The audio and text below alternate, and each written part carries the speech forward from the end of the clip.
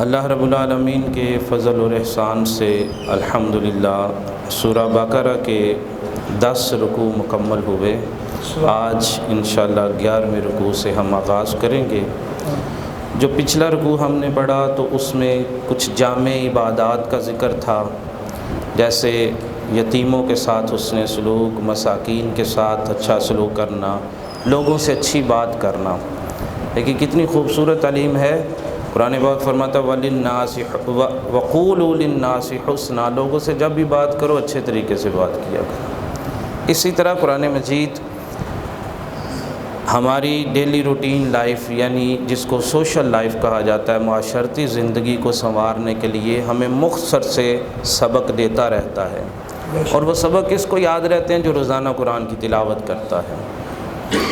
پھر آج جو رکوع پڑھیں گے اس میں بنی اسرائیل والوں نے جو انبیاء کے ساتھ ناروا سلوک رکھا، انبیاء کو قتل کیا اور اس طرح کے معاملات، اور پھر اللہ رب العالمین نے طور کو جو ان پر اٹھایا تھا اس کی گفتگو ہوگی، اور پھر اس کے بعد جو اگلے درس میں ہم رکوع سنیں گے اس میں حضرت سلیمان علیہ السلام کا واقعہ، ہاروت اور ماروت کا واقعہ سنیں گے۔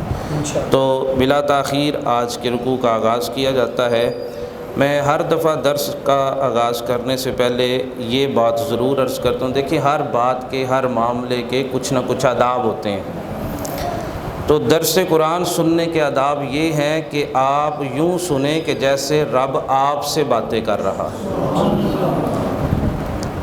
یوں کہ جیسے قرآن آپ کے ضمیر پر اتر رہا ہے، تو پھر آپ کو احساس ہوگا کہ اس کتاب میں اللہ تبارک و تعالیٰ نے کتنی ہدایت رکھی ہے۔ ارشاد فرمایا وَلَقَدْ آتَيْنَا مُوسَى الْكِتَابَ وَقَفَّيْنَا مِن بَعْدِهِ بِالرُّسُلِ وَآتَيْنَا عِيسَى ابْنَ مَرْيَمَ الْبَيِّنَاتِ وَأَيَّدْنَاهُ بِرُوحِ الْقُدُسِ أَفَكُلَّمَا جَاءَكُمْ رَسُولٌ بِمَا لَا تَهْوَىٰ أَنفُسُكُمُ اسْتَكْبَرْتُمْ فَفَرِيقًا كَذَّبْتُمْ وَفَرِيقًا تَقْتُلُونَ۔ ارشاد فرمایا اور جب ہم نے موسیٰ کو کتاب دی اور اس کے بعد لگاتار رسول آئے، کفینا من بعدہ بالرسل، لگاتار نبی آئے، وآتینا عیسیٰ ابن مریم البینات، اور عیسیٰ ابن مریم کو بھی ہم نے واضح نشانیاں عطا کی، اور روح القدس کے ذریعے اس کی مدد کی ہم نے۔ اور جب بھی کوئی نبی آتے تمہارے پاس تو تمہارے نفس کو اگر وہ پسند نہ ہوتے، تم ان کو اگر تمہاری ذات میں ان کو، تم اپنی ذات میں ان کو اچھا نہ جانتے تو پھر تم استکبار یعنی تکبر کرتے۔ ایک فریق کو تم نے جھٹلایا اور ایک فریق کو تم نے قتل کر دیا انبیاء کے بارے میں۔ اس آیت مبارکہ میں اللہ رب العالمین نے ہمیں بتایا کہ میں نے موسیٰ کو بڑی نشانیاں عطا فرمائی تھی۔ حضرت موسیٰ علیہ السلام کو ید بیضا یعنی چمکتا ہوا سفید ہاتھ وہ عطا فرمایا، یہ ایک نشانی تھی۔ عصا مبارک عطا فرمایا کہ جو بہت بڑا معجزہ ہے، اس سے بچہ بچہ واقف ہے۔ حضرت موسیٰ علیہ السلام پر یہ کرم کیا کہ آپ کو آپ کی قوم کے ساتھ فرعون سے نجات عطا فرمائی۔ سامنے دریا تھا، یہ میں بارہا بات عرض کر چکا ہوں کہ سامنے دریا تھا اور پیچھے فرعون کی قوم تھی، فرعون کی فوج تھی، سامنے جو ہے وہ ایک سمندر بحر کلثم کے بارے میں لکھا ہے مفسرین نے۔ تو دیکھیں یہاں پہ بڑی عجیب سی کیفیت بن گئی۔ حضرت موسیٰ علیہ السلام کی قوم کہنے لگی کہ اب آگے دریا ہے، آگے پانی ہے، اور پیچھے فرعون اور اس کی فوج ہے، آگے جائیں گے تو ڈوب جائیں گے، پیچھے جائیں گے تو مارے جائیں گے، مارے آگے بھی جانا ہے، اب موسیٰ کریں تو کرے کیا؟ تو موسیٰ علیہ السلام نے ادھر رب کی بارگاہ میں عرض کیا۔ رب تبارک و تعالیٰ نے فرمایا موسیٰ تو اپنی قوم کو لے کر کے دریا میں چلا جا، میں تیرے لیے رستے بنا دوں گا۔ تو اللہ رب العالمین کے فضل اور احسان سے ہم وہ خوش قسمت ہیں کہ ہمارا رب بھی وہی رب ہے جو موسیٰ علیہ السلام کا رب ہے۔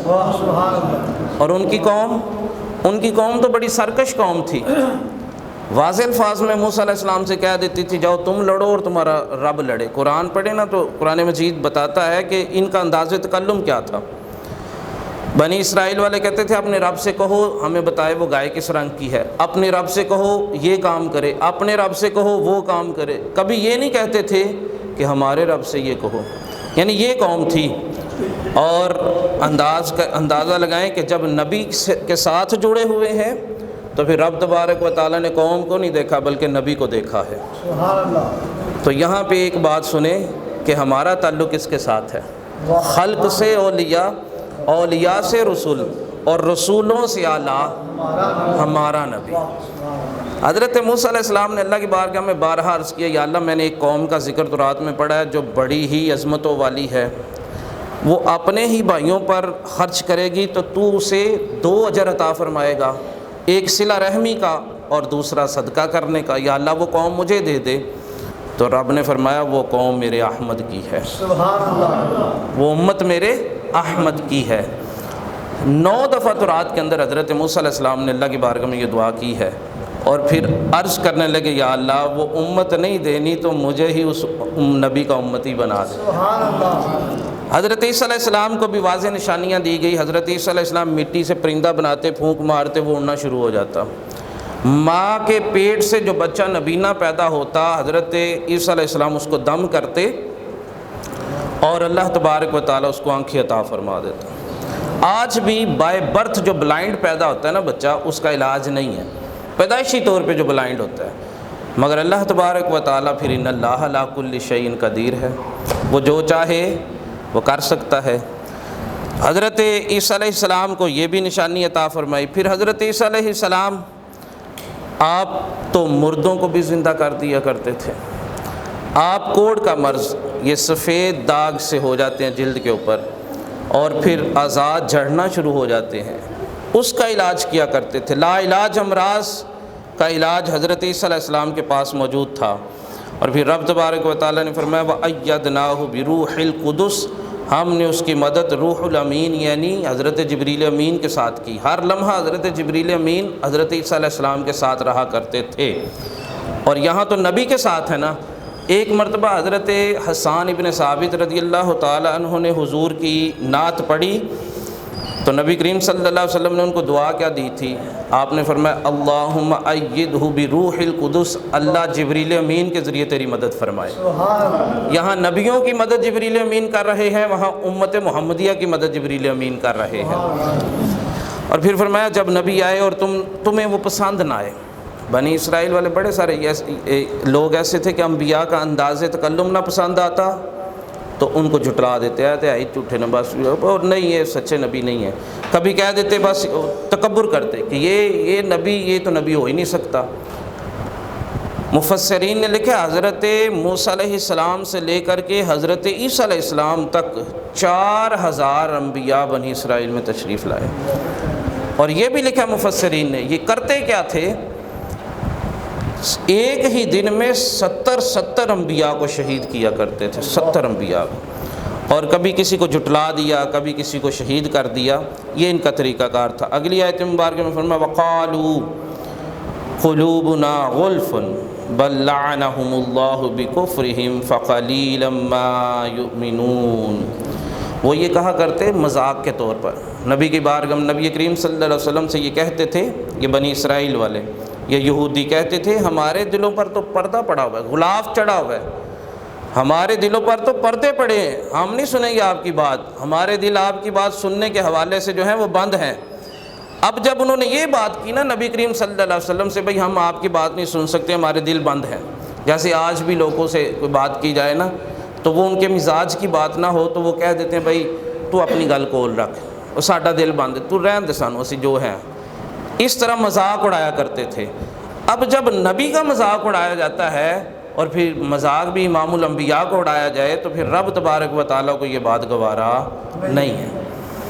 پھر جواب کس نے دیا؟ رب تبارک و تعالیٰ نے دیا، حضور نے نہیں جواب دیا۔ رب فرماتا ہے بل لعنہم اللہ، بڑی سخت زبان استعمال فرمائی ہے رب تبارک و تعالیٰ۔ فرمایا سنو، کوئی دل پہ پردے نہیں پڑے ہوئے، میں نے ان لوگوں کے دلوں کو بڑا جو ہے وہ ہدایت کے لیے بڑا کارآمد پیدا کیا تھا، مگر دل کے اندر چونکہ نبیوں کی عداوت موجود ہے، دل کے اندر تکبر موجود ہے، دل کے اندر نبی کی شان میں گستاخیاں کرنے کا جذبہ موجود ہے، تو اب ہونا کیا ہے؟ سنو، ان کے دل میں مسئلہ نہیں ہے، ان پر اللہ نے لعنت کر رکھی ہے، ان پر اللہ کی لعنت ہے، یہ اللہ کی رحمت سے محروم ہے، اور بڑے تھوڑے سے ہیں ان میں سے جو کہ ایمان لانے والے ہیں، چند لوگ ایسے ہیں جن کے دل ایمان کی طرف راغب ہیں۔ فرمایا وَلَمَّا جَاءَهُمْ كِتَابٌ مِّنْ عِنْدِ اللَّهِ مُصَدِّقٌ لِمَا مَعَهُمْ وَكَانُوا مِنْ قَبْلُ يَسْتَفْتِحُونَ عَلَى الَّذِينَ كَفَرُوا فَلَمَّا جَاءَهُمْ مَا عَرَفُوا كَفَرُوا بِهِ فَلَعْنَةُ اللَّهِ عَلَى الْكَافِرِينَ۔ ارشاد فرمایا اور جب ان کے پاس کتاب آئی اللہ کی طرف سے جو کہ اس کتاب کی تصدیق کرتی تھی جو ان کے پاس تھی، یعنی قرآن جو ہے یہ تورات اور انجیل کی تصدیق کرتا ہے کہ وہ بھی اللہ کی سچی کتابیں تھیں اس زمانے میں، اب تو ان کے اندر انہوں نے تحریف کر رکھی ہے نا۔ اور ویسے بھی آج کے زمانے میں اگر کسی کتاب پہ عمل کرنا ہو تو وہ صرف قرآن مجید ہی ہے۔ اب قیامت تک کے لیے سکہ چلے گا تو کس کا چلے گا؟ قرآن کا سکہ چلے گا۔ اور امام حسین نے شہید ہو جانے کے بعد اپنے سر مبارک کو نیزے پر چڑھانے کے بعد امت کو یہ پیغام دیا ہے کہ سنو، میں حسین، میرا سر تن سے جدا ہو چکا ہے اور میرے رب نے مجھے یہ مقام عطا فرمایا ہے کہ الحمدللہ مجھے جنتی نوجوانوں کا سردار بنایا ہے، مگر قوم سن لو لوگو، مجھے اگر یہ مقام ملا ہے تو قرآن پڑھ کے ملا ہے، آج بھی نیزے پہ قرآن سنا رہا، قرآن سنا رہا ہوں، قرآن مجید کے فضیل۔ اور دیکھیں ماں قرآن پڑھنے والی تھی نا، تو پھر بیٹے نے قرآن نیزے پہ چڑھ کے سنایا ہے۔ باپ کے بارے میں حضور نے فرمایا جہاں قرآن وہاں علی، جہاں علی وہاں قرآن، جہاں علی نہیں وہاں قرآن بھی نہیں۔ اور پھر باپ کا عالم یہ ہے کہ حضرت علی کرم اللہ تعالی وجہہ الکریم جب گھوڑے پہ سوار ہوتے ہیں، ایک رکاب پہ ایک جو ہے وہ پائدان پہ قدم رکھتے ہیں، دوسرے پائدان پر قدم رکھنے سے پہلے پورے قرآن کی تلاوت فرما لیا کرتے ہیں۔ فرمایا جاتا ہے کہ سارے قرآن مجید کا خلاصہ سورہ فاتحہ کے اندر ہے، اور سورہ فاتحہ کا خلاصہ بسم اللہ کے اندر ہے، اور بسم اللہ کا خلاصہ بسم اللہ کی بے میں ہے، اور بسم اللہ کی بے کا خلاصہ بسم اللہ کی بے کے نقطے میں ہے، اور حضرت علی فرماتے ہیں وہ نقطہ میں ہوں۔ تو جب باپ اور ماں کی یہ شان ہو تو پھر بیٹے جو ہیں وہ نیزے پہ قرآن ہی سناتے ہیں۔ پھر بہن نے قرآن پڑھا فاطمہ بنت خطاب، تو پھر بھائی نے جب بہن کی زبان سے کلام قرآن مجید سنا تو پھر بھائی کیا بنا؟ عمر بن خطاب بنا۔ تو یہ قرآن جو ہے یہ سارا اسی کا فیضان ہے، یہ قرآن کی برکتیں ہیں ساری۔ ارشاد فرمایا کہ اس سے پہلے تم اللہ سے فتح مانگتے تھے کافروں پر۔ اس کے پیچھے کیا حکمت ہے کہ جب بھی یہودیوں کی جنگ کافروں کے ساتھ ہوتی، مشرکین کے ساتھ ہوتی، تو ان سے اللہ کی بارگاہ میں دعا مانگا کرتے، یا اللہ وہ جو نبی آخر الزماں آنے ہیں، یا اللہ اس نبی کی برکت سے، اس نبی کے وسیلے سے ہمیں اس جنگ میں فتح اور نصرت عطا فرما۔ تو اللہ تبارک و تعالیٰ قرآن مجید میں ان کو یہ بات یاد فرما رہا ہے۔ میرا رب فرماتا ہے تمہیں یاد ہے نا جب تم دعا مانگا کرتے تھے کہ یا اللہ اس جنگ میں فتح عطا فرما، کس کے صدقے؟ وہ نبی جو آنے والا ہے جس کا ذکر تورات میں موجود ہے۔ تو پھر رب تبارک و تعالیٰ فرماتا ہے کہ جب وہ نبی آ گیا اور تم نے پہچان لیا مگر پھر تم نے انکار کیا، تو پھر کیا ہوا؟ فَلَعْنَةُ اللَّهِ عَلَى الْكَافِرِينَ، تو پھر لعنت ہے انکار کرنے والوں پر۔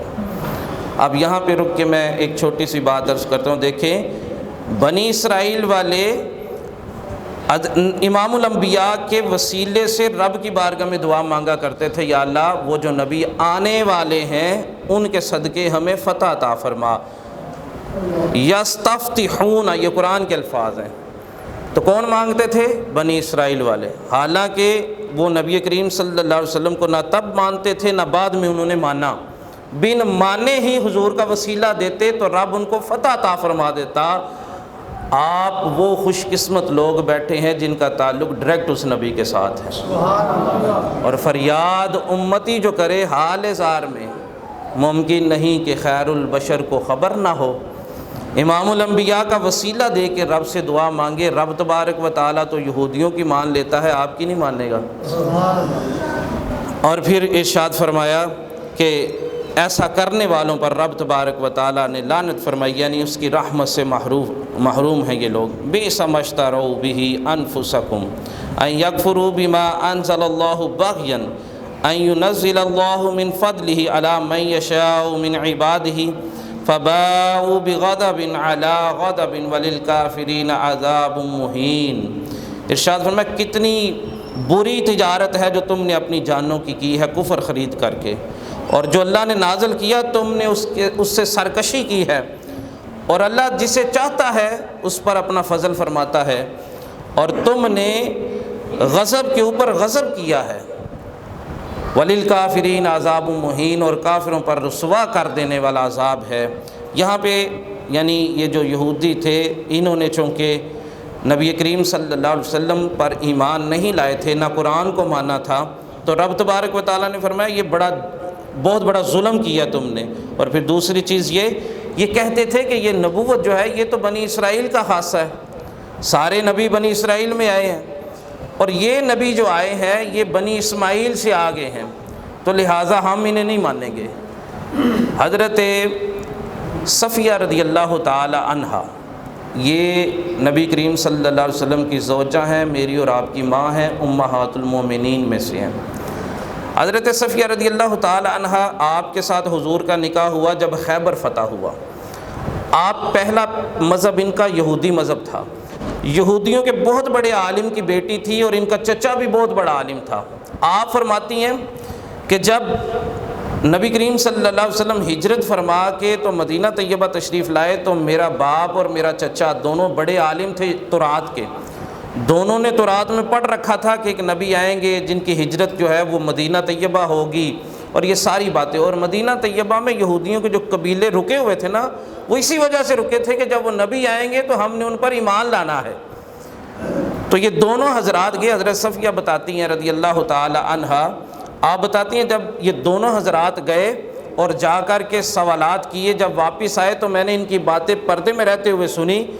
میرا چچا باپ سے کہنے لگا کیا یہ وہی نبی ہیں؟ تو باپ کہنے لگا ہاں یہ وہی نبی ہیں جن کا ذکر ہم تورات میں پڑھتے ہیں۔ تو چچا کہنے لگے کیا ساری نشانیاں پوری ہیں؟ تو باپ نے کہا ہاں ساری نشانیاں پوری ہیں، جو کچھ تورات میں بتایا گیا بعین ہی یہ وہی بندہ ہے، یہ وہی نبی ہے۔ تو چچا کہنے لگا پھر کیا پروگرام ہے، ماننا ہے کہ نہیں ماننا؟ تو باپ نے کہا کہ میں مر جاؤں گا کبھی بھی بات نہیں مانوں گا اور میں مخالفت کروں گا جتنی مجھ سے ہو سکے گی۔ تو حضرت صفیہ کہتی ہے میں نے اندر بیٹھے دل ہی دل میں یہ ارادہ کیا کہ میں ابھی ایمان لاؤں گی، اور اللہ تبارک و تعالیٰ نے اس ارادے کے صدقے ان کو یہ انعام عطا فرمایا کہ ان کا نکاح حضور کے ساتھ ہو گیا۔ ایک ارادہ کیا تھا حضور سے محبت کا، تو دیکھیں رب نے کتنا انعام عطا فرما دی۔ تو یہ تو جانتے تھے، اور پھر جانتے بوجھتے انہوں نے بغاوت کی ہے، تو پھر رب نے فرمایا تم نے غضب کے اوپر غضب کیا، یعنی پہلا غضب یہ کیا کہ حضرت عیسیٰ علیہ السلام کو نہیں مانا۔ حضرت عیسیٰ علیہ السلام کے بارے میں ان کی والدہ پر تہمت لگاتے تھے یہ بنی اسرائیل والے، کہتے تھے یہ تو ایسا نہیں ہے، یہ تو مطلب ان کا باپ نہیں ہے، تو یہ کوئی غلط معاملہ ہے۔ اور پھر اس کے بعد ان کو سولی پر لٹکانے کے لیے لے آئے تھے، یعنی ان کو بھی معاذ اللہ قتل کرنے والے تھے۔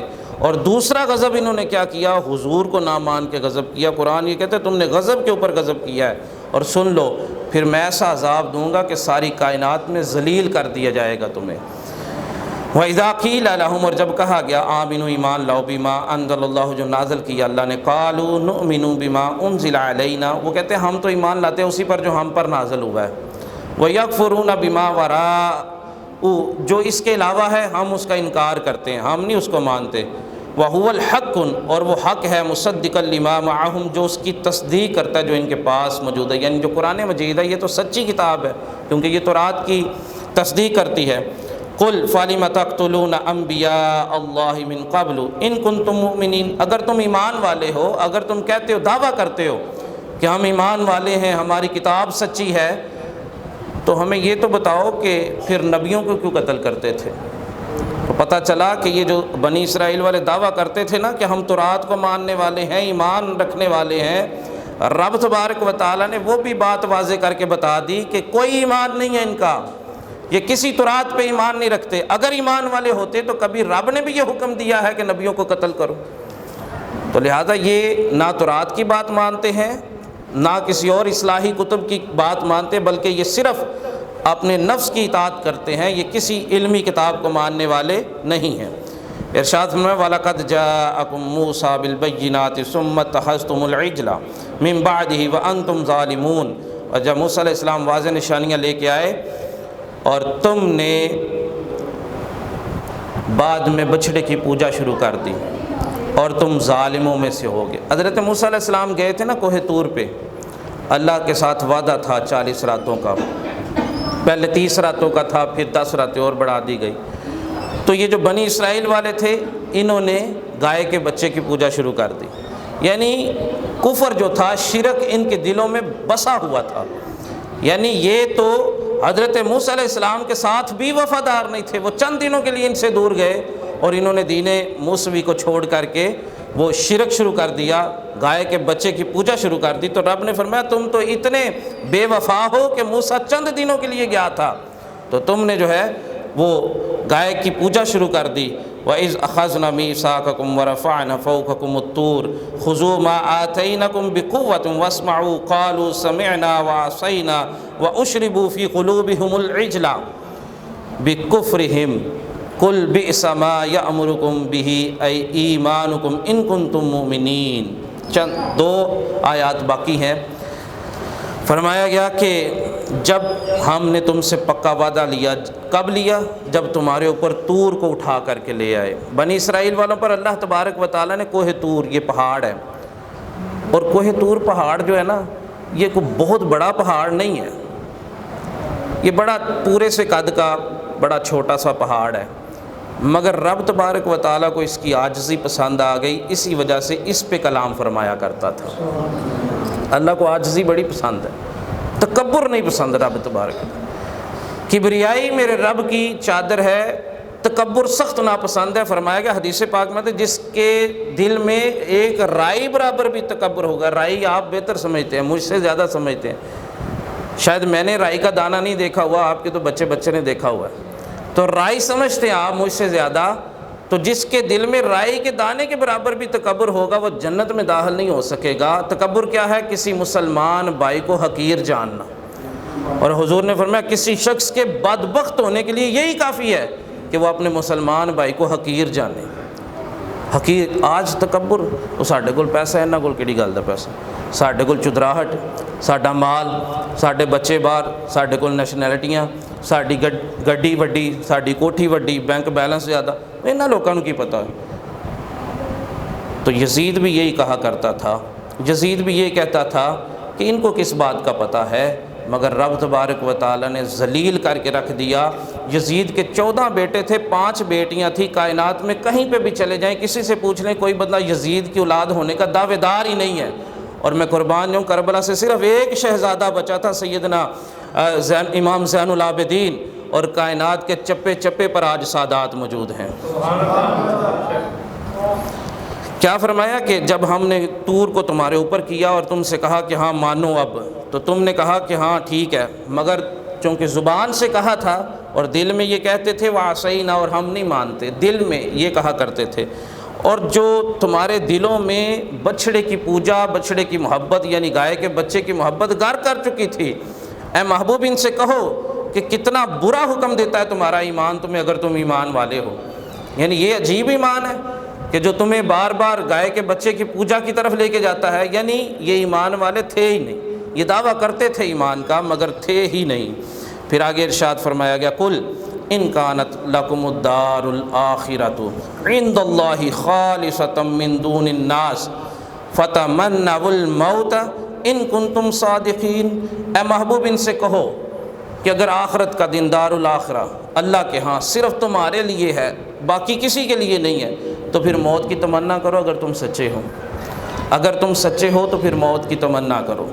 اس آیت کا تناظر کیا ہے؟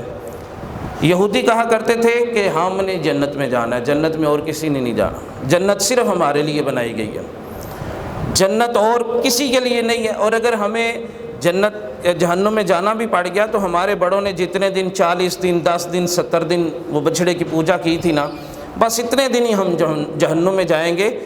ہم تو اللہ کے بیٹے ہیں، ہم تو اللہ تبارک و تعالیٰ کے بڑے جو ہیں وہ چوزن پرسن، بڑے ہی اس کے جو ہیں وہ چنے ہوئے بندے ہیں، تو لہٰذا ہم تو نہیں جہنم میں جائیں گے، یہ ان کا دعویٰ تھا۔ تو پھر رب نے فرمایا محبوب ان سے کہو نا کہ اگر تمہارا یہ دعویٰ سچا ہے تو پھر یہ دنیا کی پریشانیاں کیوں جھیل رہے ہو؟ دنیا تو ہے ہی پریشانیوں کا گھر، ہر لمحہ پریشانی لگی ہوئی ہے، کہیں رزق کی کمی کی پریشانی ہے، کہیں اولاد کی کمی کی پریشانی ہے، کہیں دھوپ ہے تو کبھی چھاؤں ہے تو کبھی موسم کی پریشانیاں ہیں۔ تو یہ ساری پریشانیاں چھوڑو نا، تو آؤ جنت میں، آؤ ذرا، تو جنت میں آنے کے لیے موت کی تمنا تو کرو اگر تم سچے ہو۔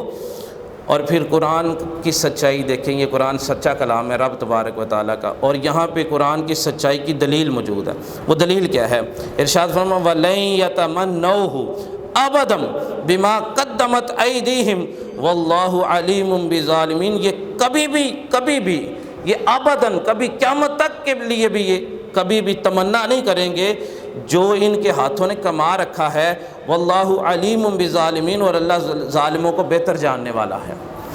حضرت عبداللہ ابن عباس رضی اللہ تعالی عنہما فرماتے ہیں کہ اگر اس آیت کے نازل ہونے کے بعد ایک بھی یہودی موت کی تمنا کر لیتا تو واللہ قیامت تک کوئی یہودی باقی رہتا ہی نہ۔ ایک بات، اور دوسری بات، جب یہ آیت نازل ہوئی تھی کہ ان سے کہو کہ یہ تمنا کریں، اور پھر دوسری آیت نازل ہو گئی کہ اے محبوب یہ کبھی بھی تمنا نہیں کریں گے۔ اب یہودی اس وقت موجود تھے جب یہ قرآن نازل ہو رہا تھا، ان کو پتہ تھا کہ یہ قرآن کی آیات نازل ہو رہی ہیں، تو معاذ اللہ قرآن کو جھوٹا ثابت کرنے کے لیے کوئی ایک بندے کہہ دیتا بھئی میں موت کی تمنا کرتا ہوں، کسی ایک بندے نے بھی نہیں کہی، اور آج تک نہیں کہا کسی نے، آج تک کسی یہودی نے موت کی تمنا نہیں کی۔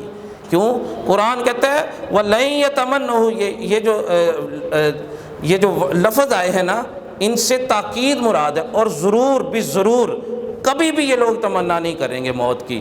یہ جو کچھ انہوں نے کما رکھا ہے نا، یعنی بعض لوگ ہوتے ہیں تو وہ یوں ہی باتیں کرتے رہتے ہیں، جناب ڈی سی آفس جانا ہے، وہ گالی کو نہیں، جدن جانا ہویا میں نے دسیا میری بڑی واقفیت ہوتے بڑے تعلقات نے، ڈی سی جناب میں نال جاواں گا، ڈی سی اٹھ کے ملے گا، اور جب کوئی کام پڑ جاتا ہے آپ کو تو چونکہ تعلق کوئی نہیں ہوتا، بس باتیں کی ہوتی ہیں، پھر آپ کہتے ہیں چلیں جناب پھر ہمارے ساتھ چلیں، تو پھر آئیں بائیں شائیں کرتے ہیں، وہ ٹھیک ہے میں ذرا مصروف ہوں، یہ ہے وہ ہے، کیونکہ اس کو پتہ ہوتا ہے میرا تعلق کوئی نہیں ہے۔ یہودیوں کو پتہ تھا کہ ہم نے جو کیا ہوا ہے، ہم نے حضرت صالح علیہ السلام کو، حضرت زکریا علیہ السلام کو قتل کیا ہوا ہے، ہم نے تو نبیوں کو ایک دن میں 70 نبیوں کو قتل کیا ہوا ہے، ایک بھی نیک عمل ہمارے پلے کوئی نہیں ہے، تو رات پر ایمان کا صرف دعویٰ ہے، تو رات کو تو پڑھ کے نہیں دیکھتے ہم لوگ، تو لہٰذا کبھی بھی ایسا نہیں ہونے والا کہ ہمیں جنت ملے، تو وہ یہ ارادہ ہی نہیں کرتے تھے، یہ تمنا ہی نہیں کرتے تھے۔ پھر کیا ہوا؟ پھر ارشاد فرمایا گیا کہ اللہ ظالموں کو جانتا ہے، اللہ ظالموں کو جاننے والا ہے۔ اب آخری آیت مبارکہ ہے، ارشاد فرمایا گیا کہ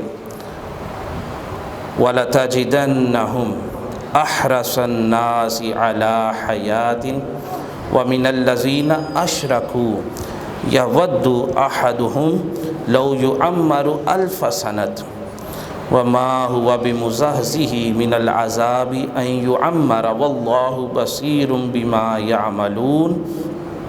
ارشاد فرمایا اے محبوب تم ان کو زندگی کے حریص دیکھو گے، احرص بہت زیادہ حریص، یہ زندہ رہنے میں، یہ زندگی سے بڑی محبت کرتے ہیں، ان کو زندہ رہنا بڑا پسند ہے، اس وجہ سے کہ انہوں نے جو شرک کر رکھا ہے۔ اور سن لیں ان میں سے کچھ لوگ ایسے بھی ہیں جو ایک دوسرے کو ملتے ہیں تو کیا کہتے ہیں، اس سے بچا نہیں سکتی۔ وما واللہ بصیر بما تعملون، جو یہ بما یعملون، جو یہ عمل کرتے ہیں اللہ اس کو دیکھ رہا ہے۔ اب یہاں پہ ایک بات واضح طور پہ بتا دی گئی کہ جو بدبخت ہے، جو مشرک ہے، یہودی ہے، وہ موت سے ڈرتا ہے، اور جو مومن ہے وہ موت کو گلے سے لگاتا ہے۔ امام حسین رضی اللہ تعالی آپ کو یزیدیوں نے بڑا ڈرایا تھا، اے حسین چلو تمہیں اپنا خیال نہیں ہے تو ننھے علی اصغر کا ہی خیال کر لو، ننھے علی اکبر کا ہی خیال کر لو، اس قاسم کی جوانی کا ہی خیال کر لو، یہ اون اور محمد اپنی بہن کے بچوں کا ہی خیال کر لو۔ تو امام حسین نے یہی کہا تھا بھائی ہم موت سے ڈرنے والے لوگ نہیں ہے. ہمیں موت کی دھمکی نہ لگاؤ, ہم تو آئے ہی مرنے کے لیے ہیں. تو دیکھیں, میں اور آپ اگر تھوڑا سا اندازہ لگائیں, نبی کے دین پر اگر موت مل رہی ہو یہ بہتر ہے یا بستر پر کینسر کے ساتھ مرنا بہتر ہے؟ نبی کے دین پر زندگی کو قربان کر دینا یہ بہتر ہے. دین کی خدمت میں اپنی زندگی لگا دینا یہ بہتر ہے. دیکھیں, موت تو ایک دن آنی ہے, ایک دن موت آنی ہے, اور یہ برحق ہے. اس سے کوئی جو ہے وہ مفر مکر یعنی اس سے تو فرار ہے ہی نہیں نا. تو یار وہ کتنی اچھی موت ہے جو نبی کا دین کا کام کرتے کرتے آ جائے, جو قرآن پڑھتے پڑھتے آ جائے, جو علماء کی خدمت کرتے کرتے آ جائے, وہ دین کی باتیں کرتے کرتے آ جائے, جو قرآن کو سیکھتے سکھاتے آ جائے. کتنی اچھی موت ہے. اور یہی فلسفہ امام حسین نے ہمیں کربلا میں سکھایا ہے کہ سنو, تم ایسی زندگی جیو کہ اور ایسی موت کو گلے سے لگاؤ کہ تمہارا جینا بھی آنے والوں کے لیے اور تمہارا مرنا بھی سب کے لیے جو ہے وہ راہ ہدایت بن جائے. امام حسین کی زندگی بھی ہمارے لیے راہ ہدایت ہے, اور آپ کی موت نے بھی قیامت تک کے لوگوں کو پیغام دیا ہے کہ سنو, جینا بھی سیکھنا ہے تو حسین سے سیکھو, مرنا بھی سیکھنا ہے تو حسین سے سیکھو. تو امام حسین کا بھی پیغام یہی تھا. یہ قرآن, چونکہ امام حسین اس وقت آپ اپنے نانا کی گود میں ہوتے جب یہ قرآن نازل ہوا کرتا تھا, ان کو معلوم تھا کہ قرآن کے رموز کیا ہیں, قرآن میں رب نے پیغام کیا دیا ہے. اور اسی قرآن کی ناموس کے لیے حضرت امام حسین نے یزید کے ساتھ جو ہے وہ واضح طور پر اعلان حق کیا اور فرمایا, سنو یزید, تم فاسق بھی ہو, فاجر بھی ہو, تم قرآن کے حلال کو حرام کہتے ہو, حرام کو حلال کہتے ہو, اور سن لو تم زانی بھی ہو. لہٰذا حسین ایسے بندے کا جو ہے وہ بیعت تو دور کی بات, میں تیرا چہرہ بھی دیکھنا نہیں چاہتا. سر داد نہ داد دست در دست یزید. میں یہاں ایک بات عرض کروں کہ اگر دنیا میں کوئی شخص ہماری طرف کوئی چیز پھینکتا ہے اور ہم چاہتے ہیں کہ اپنے سر کو بچائیں, انسان سب سے پہلے اپنے سر کی حفاظت کرتا ہے. کوئی بھی چیز اٹھا کے پھینکی جائے تو آپ فوراً فی البدی فوراً ہی آپ اس چیز سے بچنے کے لیے اپنے سر کو یوں کریں گے. باقی جسم پہ لگتی ہے لگ جائے, سر پہ نہ لگے. اور یہ ایک اصول ہے, یونیورسل لا ہے کہ انسان کی طرف جب کوئی چیز پھینکی جاتی ہے تو وہ اپنے سر کو بچانے کے لیے آگے ہاتھ کرتا ہے. مگر میں قربان جاؤں امام حسین پہ, انہوں نے یہ پیغام, یہ اصول توڑ کے رکھ دیا اور کربلا میں ہاتھ بچانے کے لیے اپنا سر آگے کر دیا. سر داد نہ داد دست در دست یزید, حقا کے بنائے لا الہ است حسین. جب امام حسین کی شہادت ہوتی ہے تو رب تبارک و تعالیٰ نے ارشاد فرمایا فرشتوں کو, جاؤ میرے حسین کے ہاتھوں کو اٹھا لاؤ. کیوں؟ یزیدی ہاتھ ڈھونڈ رہے تھے کہ وہ کٹا ہوا ہاتھ یزید کے ہاتھوں میں دیں گے اور لوگوں کو کہیں گے ہم نے حسین کی بیعت لے لی ہے. تو یزیدی ہاتھ تلاش کرتے رہے مگر رب کے فرشتے ہاتھ اٹھا کے لے جا چکے تھے. تو یہ ہے کہ زندگی بھی جینی ہے تو امام حسین سے سیکھو, اور اگر دنیا سے جانا ہے تو پھر بھی سیکھو. اور جاتے جاتے پیغام یہ دیا ہے کہ سنو, اگر حسین کو یہ مقام ملا ہے تو نیزے پہ چڑھ کے تمہیں پیغام دے رہا ہوں, یہ قرآن کے صدقے ملا ہے. کیونکہ میری ماں قرآن پڑھا کرتی تھی, میرا باپ قرآن پڑھا کرتا تھا, تو آج حسین نے جو کچھ کیا ہے اس قرآن کی ناموس کے لیے کیا.